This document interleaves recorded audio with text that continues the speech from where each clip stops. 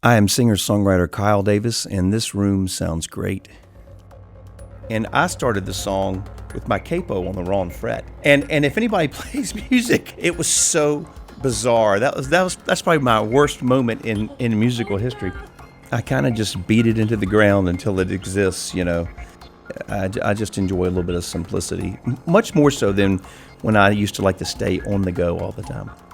Hello, everybody out there in our podcast community. Thank you so much for your support, for pushing play and listening to This Room Sounds Great. We know you're busy, sitting in traffic or cleaning up your external hard drive, and we just couldn't be more grateful that you decided to listen to us entertain you while you do those things. Joining me today is singer-songwriter Kyle Davis. Hello. How are you doing? I'm awesome. How are you? I'm glad to be here. I'm doing great. Yes, this will be your second performance on Shaco Sessions Live in a few weeks. Yes. You were with us at kind of the beginning, I'd say. Yeah, it was early on, and it was a very stripped down session. Mm-hmm. So let's talk about what 2021 has been like for you now that things are kicking back into gear. I used to ask everybody, how has the landscape of your life and your work changed? But now let's just start from where we are moving forward. Just kind of putting things back together. I had spent like 2 years making this last record, Make It Count, and we had started doing a lot of interviews and doing a lot of shows and had put the record out like March 1st of last year. Yeah, and did a few album release shows, and then everything else from there was like either TV or PBS or a virtual, So we're just gradually kind of. I want to revisit this record, and we're releasing a couple of more videos, and then same time I'm working on another record, trying to finish some songs. Overachiever. Well, no, I would hardly say that. I'm pretty slow. I'm pretty slow. Are you a disciplined writer? I always like to ask, are you the type that sets time aside every day just to get in the practice, or is it when the mood strikes? No, I write a lot. I mean, and I do a lot of other things. I do music and I do other things, but I'm always kind of writing. And I'm always kind of investigating stories and issues and things that I'm trying to sift through how to present something. Mm-hmm. Yeah. That way it can relate to the audience, and we can say, oh, I'm not alone, thank you. Right, that's right. It's a great feeling when you hear music that way. How has it been challenging or difficult to keep all of those relationships since everything went down, or were you in touch with everybody? I mean, what do you do personally when things are tough like that? Wow, I'm gonna tell you.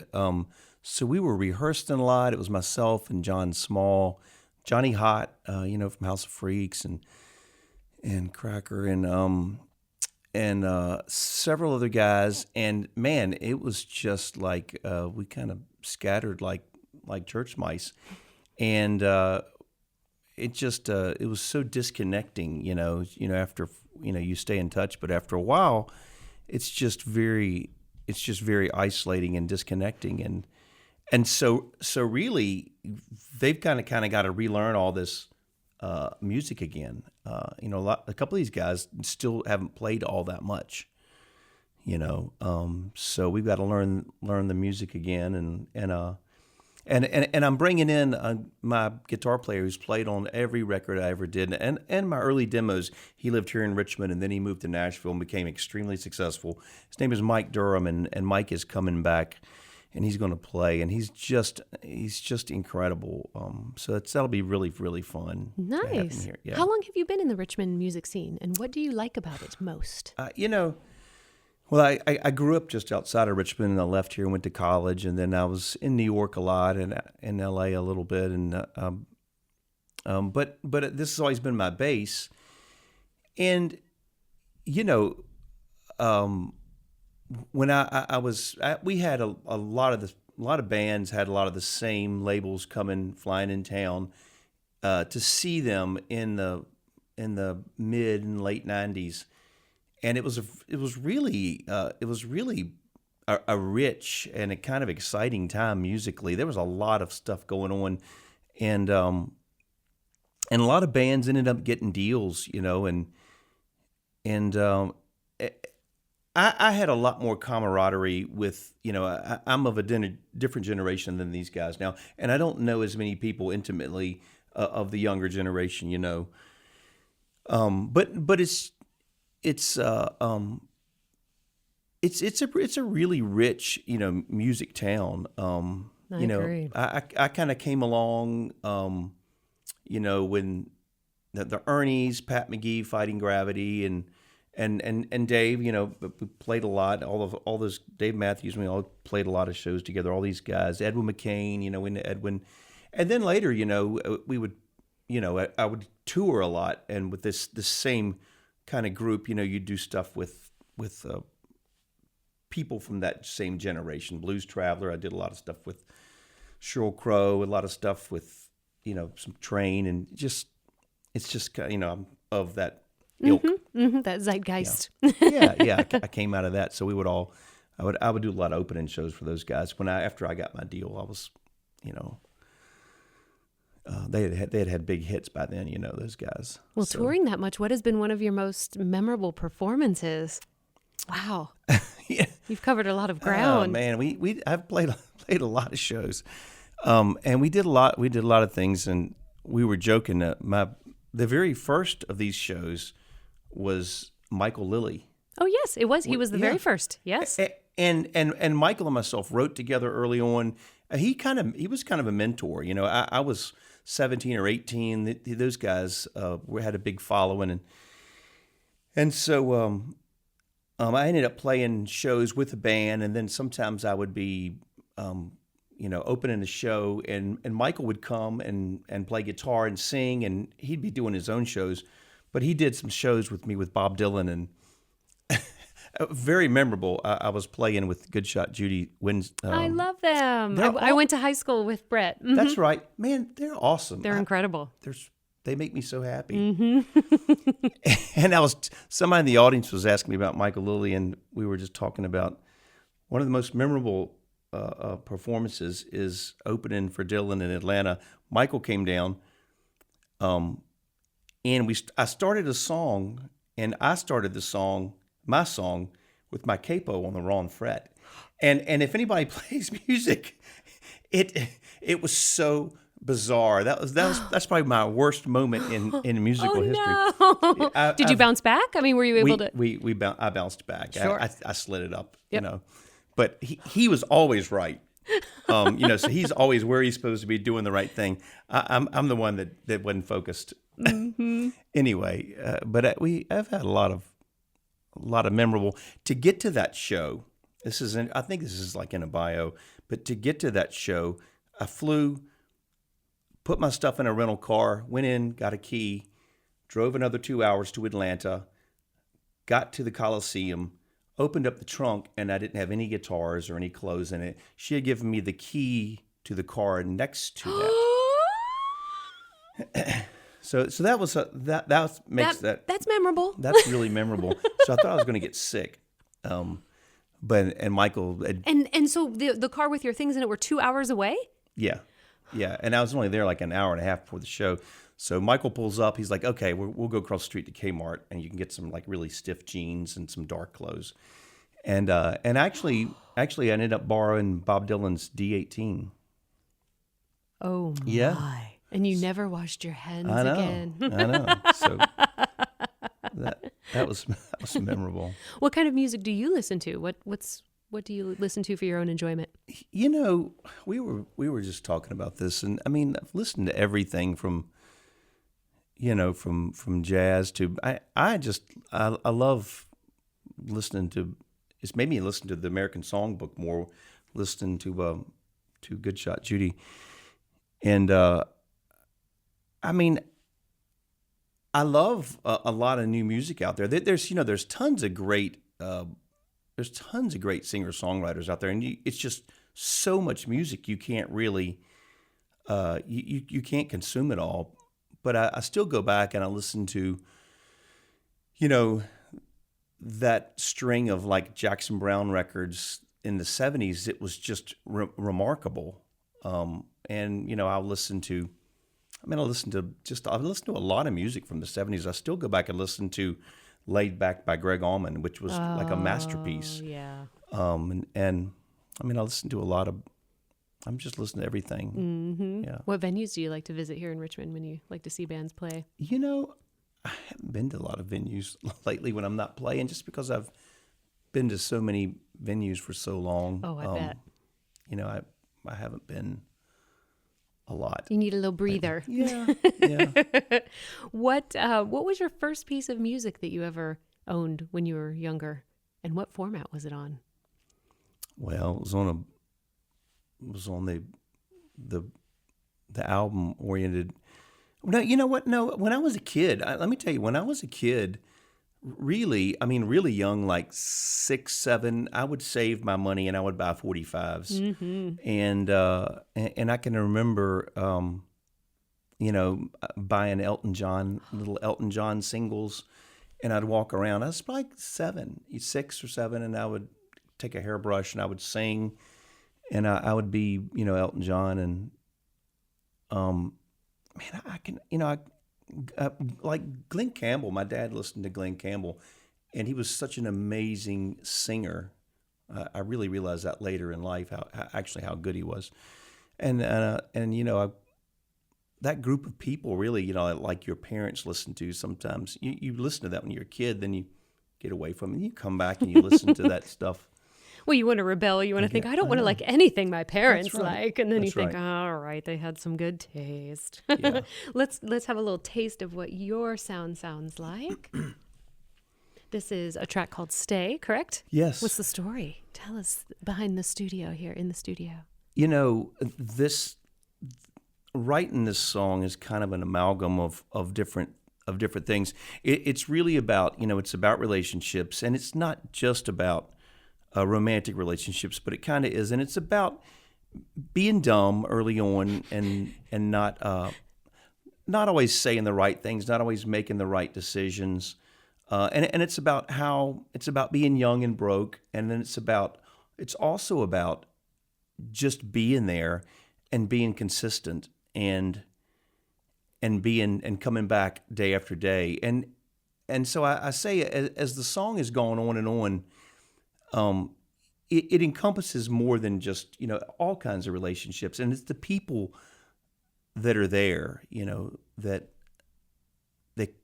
continue to be there, and it also it's about relationships are more than physicality and beauty, especially as we get older. Oh, yeah.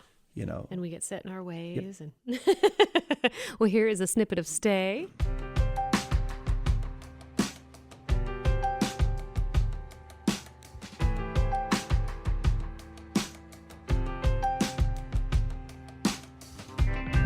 You struck a match, you lit a fire when nothing much burned. Grabbed my hand, stepped on the floor, and we turned. In a world of temporary when nothing lasts, found space to the side, watched it moving fast. Sometimes I feel like a man in a monkey suit, just trying to make us a living for me and you.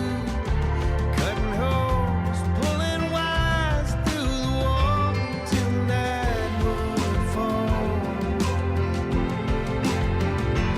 Yeah, stay with me when I'm old and gray. Tell me I was young and strong, catching lightning in a bottle. Walking on a wire full of hope and desire. But I can no longer stand, pull me up by the hand. Stay with me. That is so beautiful. I love that build and the crescendo. Now, when you write the lyrics. Do you write the music parts as well, or do you let musicians flesh that out for themselves? No, I kind of just beat it into the ground until it exists. Most of the parts, a lot of the parts I write. That's incredible. When you were here last year for Shaco Sessions, you sang a song that I thought was so incredibly interesting. It was from the perspective of the Statue of Liberty. Oh, yeah. I just thought that was the neatest concept. So tell me about that song. You know, it's called Old Habits, and it's just the Statue of Liberty, and we're going to I'm going to do a video for that because I'm like, I hate that I didn't get that out or didn't get to, that song didn't get to say anything, and it's a Statue of Liberty, and she's saying, okay, nobody's helping me. Sometimes I feel like I'm doing this by myself. I'm gonna hand this flame to somebody, and I'm gonna go out west, and I might paint or bike ride, or mountain bike. She doesn't know she's that tall, you know. She doesn't know she can't find pedals for her. Like a big dog that thinks they're a lap right, dog. That's right. That's exactly right. And she's thinking, you know, we've got to develop. You know, we can't keep the same old habits all the time. And so that's you know, and it just talks about anger being like drink for drowning men, you know. And she's like, you can't stay angry all the time, you know. We can't be angry all the time. It takes too much energy. I was just going to say, it's a useless emotion. Now, when you write the music for all of the other instruments, do you play all of those instruments? No. Okay. Well, and let me take that back. Everybody does their own, you know, everybody's super talented and does their own thing. And like Stuart Myers played bass, and we all came up, and Scott Lane played guitar, and just we just so many musicians, you know, played on the record. But I kind of come in there a lot of times with a demo, and the demo kind of has the idea and the little parts, and everybody takes it and they make it better because they're great. They bring themselves to it. Mm-hmm. Yeah, these guys are really they're really talented. You know, this is Richmond. Yeah, it's a rich place for great Daniel Clark. Oh, he's fantastic. You know, we went in and did the initial week at Montrose, and I ended up recording more and more songs. But the initial week, and Daniel had such a great idea, great ideas for arrangement. And there was one song, and it's like one of my favorites called "Not Broken." And Daniel said, "Man, this is really your bridge." He's like, I think this is your bridge. This needs to happen one time. You know, one time, say this one time. And I'm like, okay. So we sat around for a minute, and I wrote a chorus, and he kind of helped me, and he's like, okay, that's your chorus. That's perfect. And, you know, he has a great conceptualization. He oozes it. And, you know, I want to be in the studio I want to be surrounded with guys that are all smarter than me. And so that's a great way to be, because you kind of know what you can do, but you want to be with guys that can do all kinds of other stuff. Mm-hmm. And he's one of those guys. You got any good stories of your first instrument or a cringy first band? You know, I was always a solo guy, you know, for so daggone long. I played, you know, my first instrument, I'll tell you I'll tell you this is kind of funny. So I took guitar, and somebody was doing some work on my Gibson, and I took guitar in the 8th grade, and my dad had like a 1937 Gibson that he and his dad had bought when he was 13. And it was used. But it wasn't that old, actually. He bought it in the early 40s. He was with his paper route. Oh. And it was a J45, and so he said, well, you can take my old Gibson, you know, to class, not actually knowing what it was worth. And I'm like, oh my gosh, Dad, that's so embarrassing. So I got him to take me to Emporia from where we live, and we bought like a $60 Venture or something, you know, that was a horrible guitar, and I was very happy with it because it was shiny. It was new. Yeah, it was shiny, and it looked glossy. And then my bridge broke, and I had to take the old Gibson, and my guitar teacher said, let me put that in my office during the day. You take it home, and I don't think you should bring that back to school. Wow. Yeah. And did you recognize the cool factor then, or no? Did it not A sink in? little bit, a little bit. He's like, you really, really shouldn't bring this to a public school, and so yeah, so that's funny. But you're a kid. I'm thinking it's not shiny. Of course, and then it not all pretty. comes back around. Where in the country are you most? Have you played internationally as well? No, really. But I think I played in about every state except for, I think I missed South Dakota, North Dakota. Just one little square. You know, I've been mostly here, just in the States. Where in the country do you feel either that people most connect with you, or that you feel most comfortable playing? I'll say outside of Richmond. You know, when so I got a deal with Sony in the late '90s. We put out a record. Then I put out another record on Sony Red, and then Universal, and we had a couple of kind of AAA hits. And so we were on probably 150 AAA stations. So like I toured, you know, a lot out in Colorado and like San Francisco, KFOG, those places that had in Boston. I don't even know if the stations there, WBOS. Those were great stations, great shows. You know, places where like Matt Kearney, David Gray, we all had records out. I tell you who had a record out at the same time. And we were playing festivals. It was like 2000, and we all had just had a record out, and we were doing it was a Rolling Stone Billboard / festival up there, and Patty Griffin's Flamin' Red had come out, and that was, I was like, just walked over, I'm like, holy cow, she's amazing.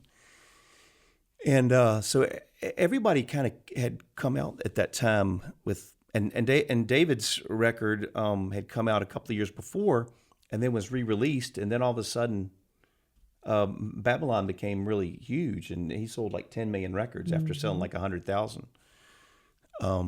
So, but there were really great pockets in this area at the time. I'll tell you what I played mostly in the Tidewater area for a while, because I was managed by Bill Reed, and he was the president and ran Cellar Door. Oh, I remember. Yep. And they had the Bayou and you know, all the places in Virginia Beach and the amphitheaters here, and you know, so I was always at those places before, while I was making a record, and before the label put me out. It was the Coast. There was a station called WKOC in Virginia Beach. It was an awesome station.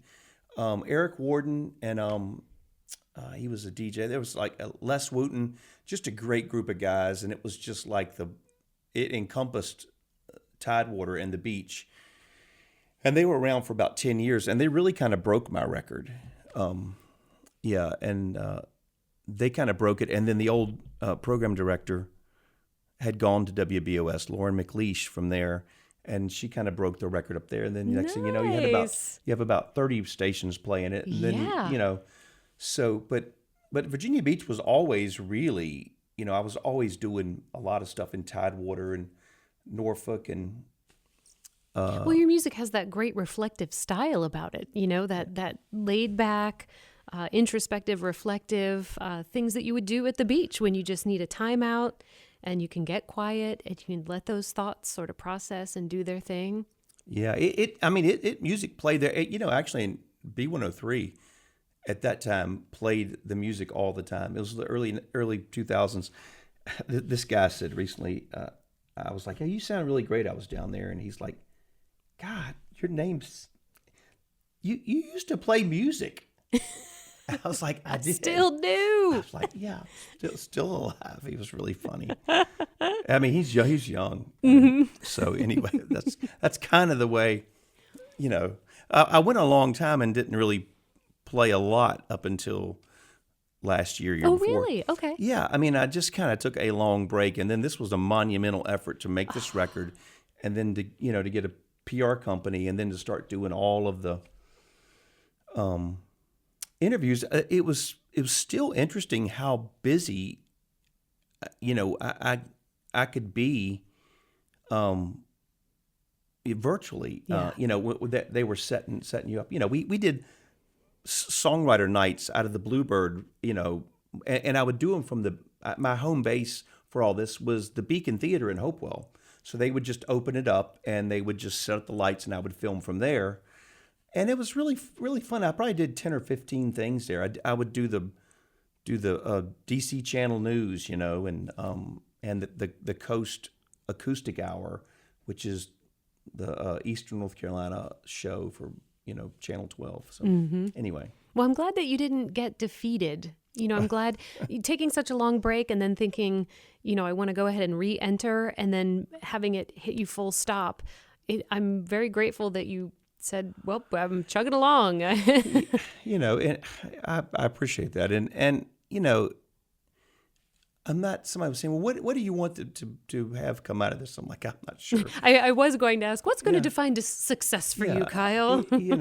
Success is defined a lot differently these days. Of course. But I really, at this point, I really just wanted, I really wanted to make a record that said, that concisely said some things. And, like old habits. I hate that I wanted to wait to put out something about that.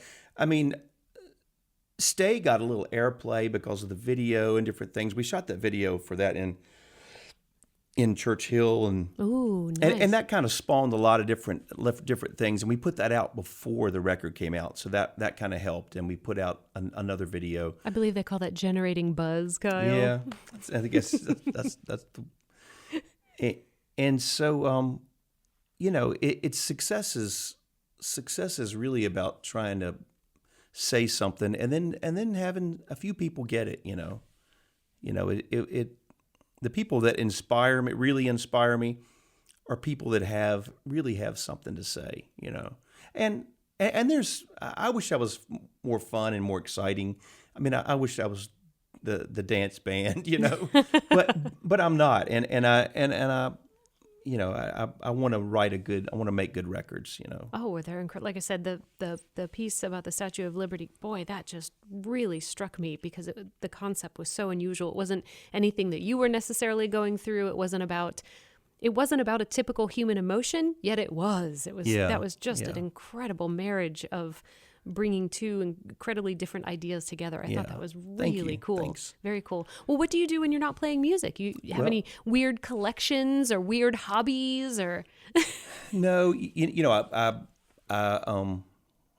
so I also work some in real estate and I do a little bit of building and I enjoy the art aspect of that. I really do. I remember I was doing a commercial. I used to do a lot of commercials for a long time, for probably 15 or 20 years. And I was doing a commercial and I had a guy with copywriter. He said, you're a songwriter who wanted to be born as a builder. I love wood and cabinets, and I love stone and granite and that stuff. So I do that. But what's funny is what I really enjoy doing. This is probably telling of my age. We built a house kind of out in the country a little bit, and just have a huge screened-in porch, and there's a bunch of deer and turkey, and it's so funny. I just enjoy a little bit of simplicity, much more so than when I used to like to stay on the go all the time. Oh, it's incredible what age will do to you. It is. And how you can appreciate it. I would think about a woman sitting on her screened-in porch watching the birds while sipping coffee and think, kill me if that ever happens to me. And now that is my happy place. Absolutely. Absolutely. 100%. No obligations. Just, there goes some cardinals and some blue jays. Oh, there's a hawk. They better be careful. Oh, that squirrel went under there. Isn't that funny? It's a blast. Yeah. We get a little window into nature. Our worlds are colliding. I love it. I know. Isn't that funny? I had a little kid ask me, what are you looking for? I said, I don't know. I'm just looking. I said, I'll let you know if I ever get to see it. Oh, that's very sweet. Yeah, That's yeah. very sweet. So, how much longer do we have until the next record is out? And then what do the next 6 months look like? It seems like you're gigging a lot. Oh, I know what I was going to ask you. Do you enjoy the social media and marketing aspect of what you do? You mentioned having a PR company. So, do you get to solely focus on your craft? Well, I'm trying to become a little more adept at it, because they've tried to get me to do a lot more myself, because they don't want to like walk me down the street and but that's not my favorite thing, and I'm always going to do something and going to post something, and then you don't, and the next thing you know, I've gone a long time. Well, it's not timely then. Yeah, I know. It's crazy. But it's incredible when somebody knows what they're doing, and they start creating this buzz around. I say I was amazed. So they released a little single, online and without the video, and had 2 or 3 listens, and then 2 or 3,000 listens, kind of in 4 or 5 days. They released the video, and then you have like 15,000 like overnight, and it's just the visual aspect of everything is tremendous. It is. And throw a dog in there and oh my You're gosh. good, yeah. I mean, and you recently posted a picture of a dog who had gotten into something at your house recently, right? Oh my And I bet gosh. that had the most engagement that you had It seen was in incredible. ages. It's both of my I have a little black lab collie, and then I have a black lab, and I came in and I didn't even show all the destruction, but man, and then the bigger one has so much personality, and then I kept looking at him, and he would just look from side to side. He would not even look at me. I think I commented that I have lost hours of my life watching goodness. bad dog videos or guilty dog videos. They are hilarious. People create montages of 8 to 12 minutes of people walking in a room, and the dog can have food all over its face. And the human is like, "What did you do?" And the dog just looks down or looks away like, "Wasn't me." That is so funny. I mean, they have their emotions are so, it's amazing. They are the best. I can't imagine life without them. I know. What does the rest of this calendar year look like for you, and what are you hoping for 2022?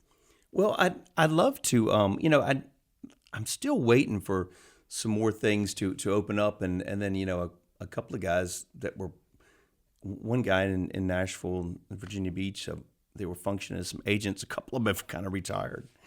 So I want to do some more band shows. So